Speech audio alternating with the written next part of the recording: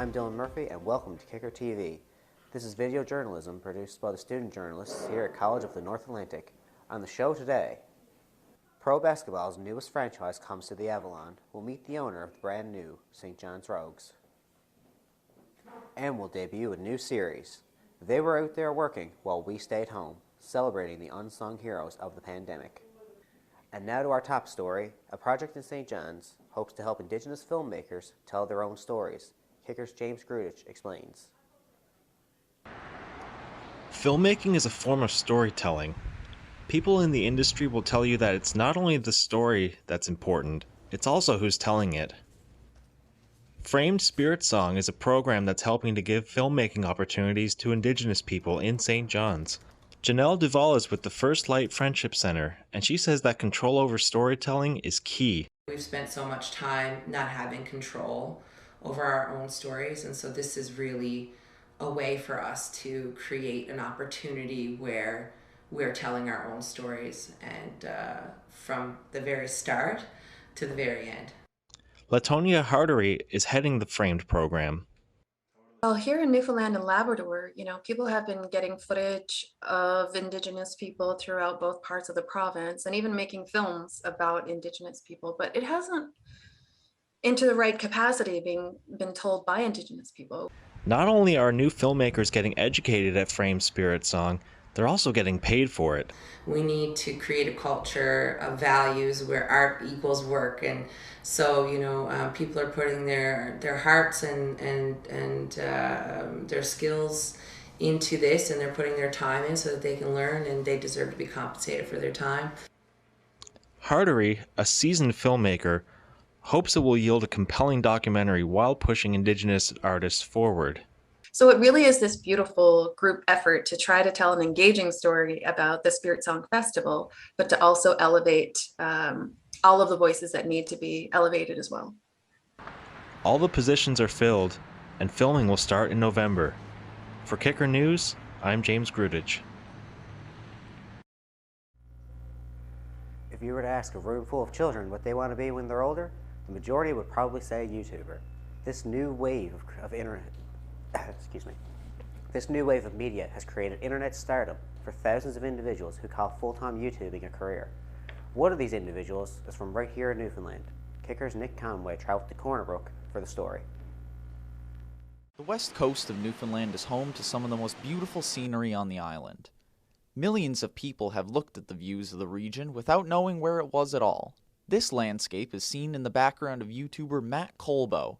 His channel has amassed almost 250,000 subscribers and 24 million views in its lifetime. 6 years old, you've grown so much. That would make, I was 6, so. You're only like this tall. I was probably, a little taller. Your hand's like a foot off the ground. Matthew Colburn is the man behind the channel, creating comedic videos and sketches from his hometown of Corner Brook. Matt's fascination with content creating came long ago when watching a channel called Achievement Hunter. I just remember literally coming home from school every day and just watching them nonstop, like hours on hours. The Matt Colbo channel started in March 2018, just a year before Colburn finished his psychology major. Don't think I see psychology in the future, maybe, but I think that even should this YouTube thing not work out in the future, I think that I would pursue something that is similar, that is on camera, that is presenting of some kind. Alex Curtis is a friend and subscriber of Colburn's. I got to know Matt a couple years back, playing baseball against him, with him on a couple different teams, and then I kind of found out about his comedy channel, YouTube, his career,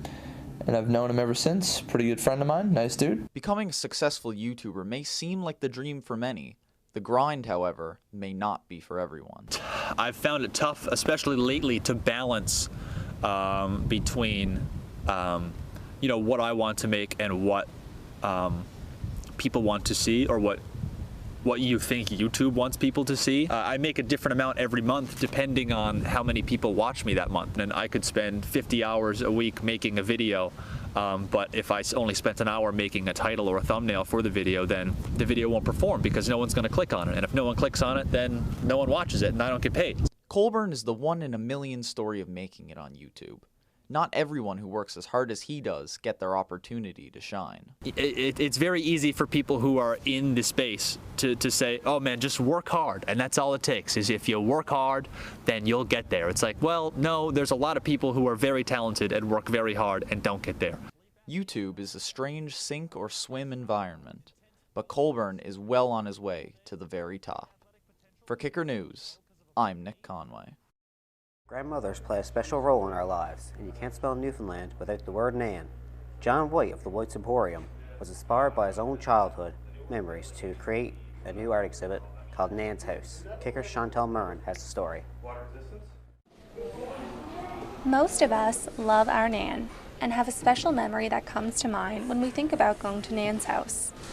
Local artist John White wanted to bring those memories to life through his work, which can now be seen at Kitty Vitty Village Plantation. It all stemmed around really my three kids. They love going to Nans House. They talk about going to Nans House on a fairly regular basis. So, you know, when you hear those words, it you know, drums up memories of your own childhood and what you did at relatives' houses growing up and the activities, and it kind of took off from there. Craftsperson Beth Howley runs her business just upstairs. She bought a piece that was featured at the exhibit that resonated with her.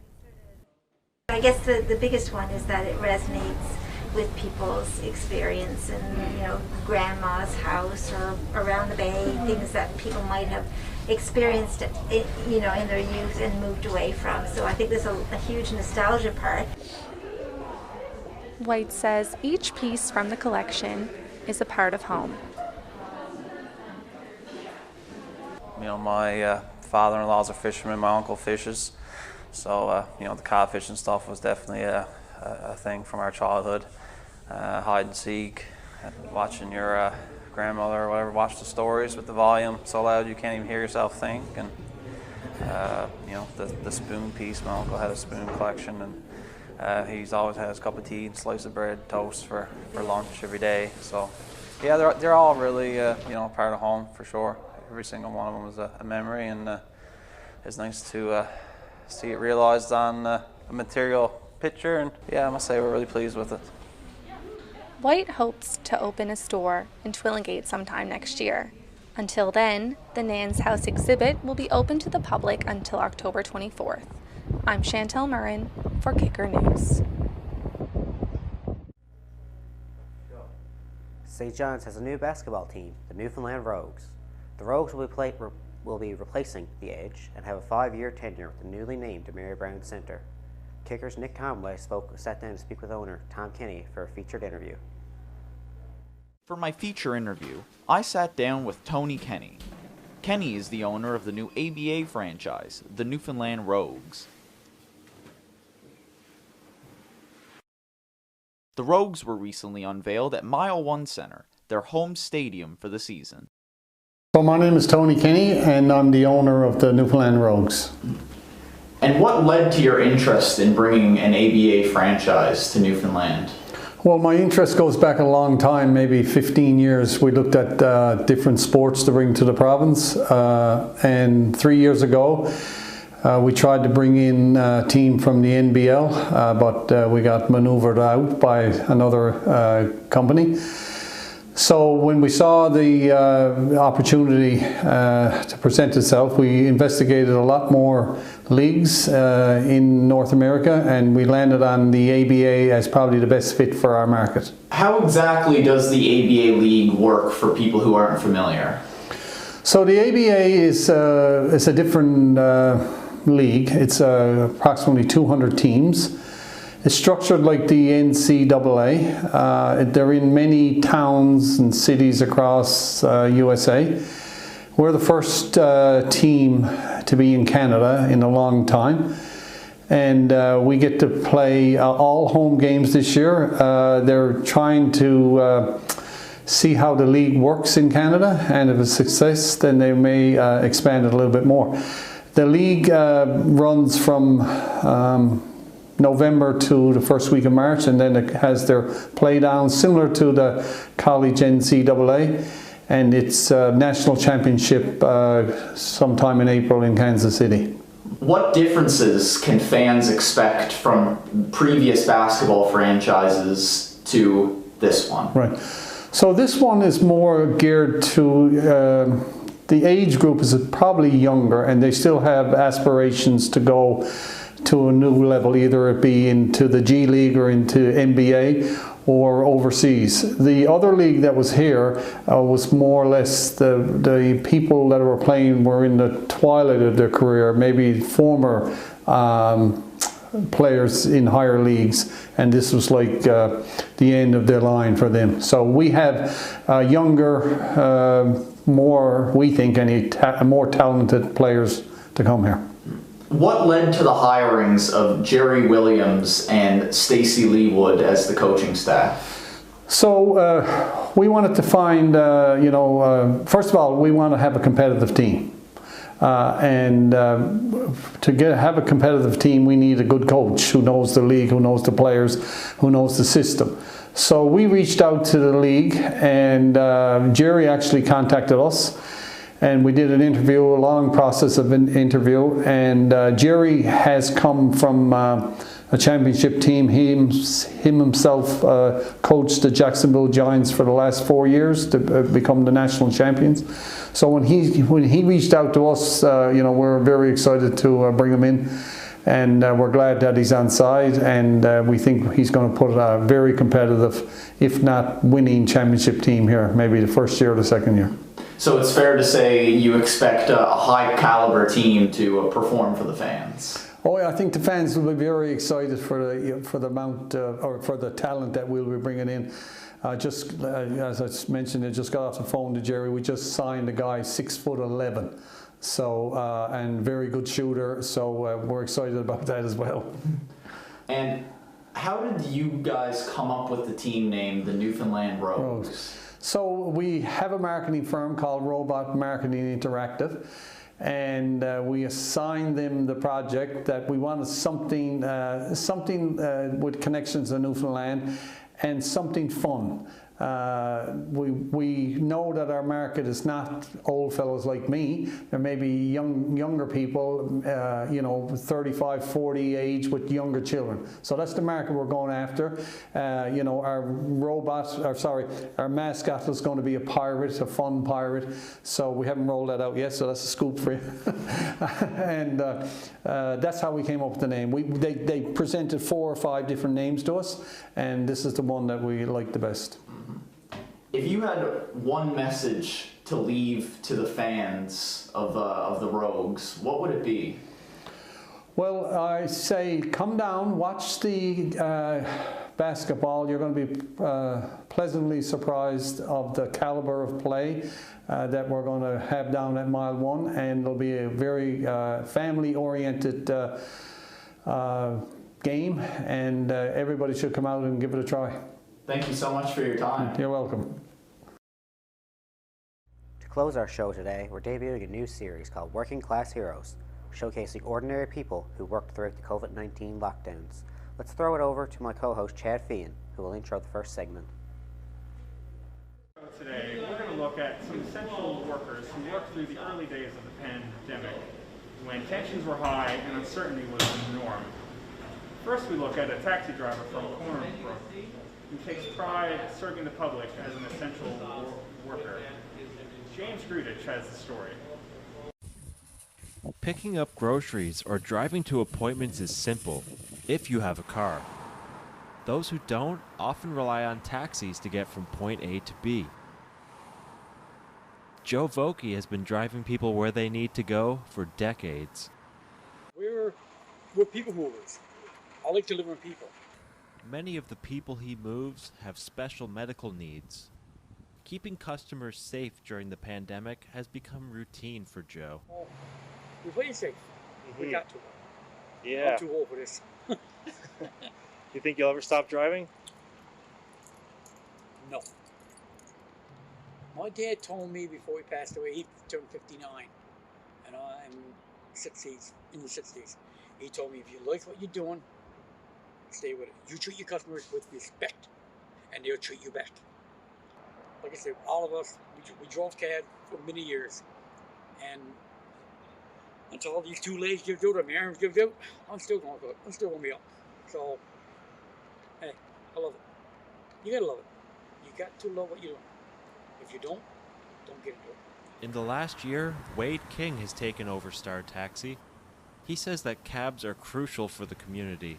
Well, you have that. It's a line of communications, a line of transportation, right? You know, people depend on us for medical reasons, right, to get back and forth where transit systems aren't available. In a hilly place like Corner Brook, walking just isn't an option for some people. Right, and they depend on us. Not everybody got a vehicle, right? You know, and when COVID come in, you know, they needed their protection as well, so we upped our game, and there we are. That's what you are paid for, to help the public. It's public transportation. So, well, now the driver now has become a cleaner as well and a disinfectant, and right, you know, between every fare they're cleaning the cars and disinfecting, and right, and so we're all the time upping our game and trying to, you know, put this change the taxi industry into a professional industry. It seems like taxis are one industry that will be essential for years to come. Moving now to the East Coast, a plumbing apprentice in St. John's shares his story with me of raising a newborn during the pandemic, navigating a tricky situation along the way.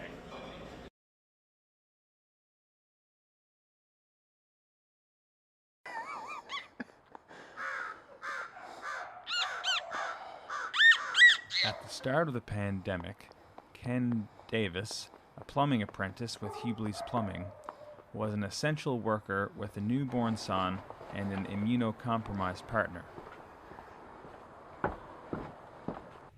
When the pandemic first hit, going into different homes and buildings was unsettling for Davis, as no one really knew what to expect. Beginning of the pandemic, we didn't really know much about it besides just wash your hands, cover your mouth, don't touch your face. So it was a lot of anxiety, a lot of unknown stress, a lot of worry. While Hubley's Plumbing has a screening process to keep its employees and the community safe, there was one instance where a customer tried to get around it. This brought the fears of the pandemic right to Davis's door. Sick. Every job we go to has been screened thoroughly. So we went to a job where a fella had answered that everything was fine, everything was safe. We arrived, we were there for maybe just a few minutes, and then the gentleman came back downstairs and said, we're only on day 12 of 14 of our isolation, and we just arrived home from Florida, which was a hot spot at the time. So we just dropped everything and walked out. The pandemic has put some uncertainty on Davis's plans of finishing school, but he remains positive. You know, you want to go back to school, you want to make as much money as you can, you know, especially when you're trying to raise a family. So it's definitely worrying, but I will always stay hopeful and optimistic. In a couple of weeks, we'll look at a Good Samaritan making masks for charity and a convenience store worker providing for a family of 4. Just worked on my own and sewed every day from the time I got up to the time I went to sleep. It was always on the back of my mind. You know, when I was at work, I was always consistently trying to keep my distance from everyone and practice hand washing and all that stuff. Visit kickercna.ca for more stories. For Kicker News, I'm Chad.